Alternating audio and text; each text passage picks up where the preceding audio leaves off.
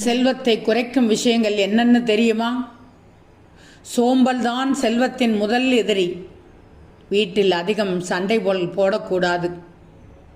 சாதத்தை சிறிதும் வீணாக்கக்கூடாது. வீட்டில் குப்பையை சேர்த்து வைக்கக்கூடாது. முக்கியமாக மூளையில் குவித்து வைக்கக்கூடாது. அழுக்கு துணி அதிகம் சேராமல் பார்த்து கொள்ள வேண்டும். வீட்டில் அன்றாடம் தினசரி சமையல் நடக்க வேண்டும்.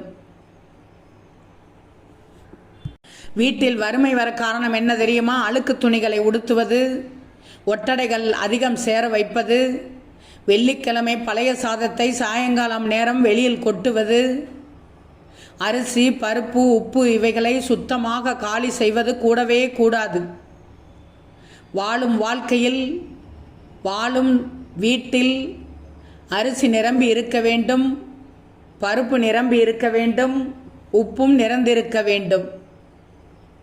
இவைகளை சுத்தமாக காலி செய்யக்கூடாது.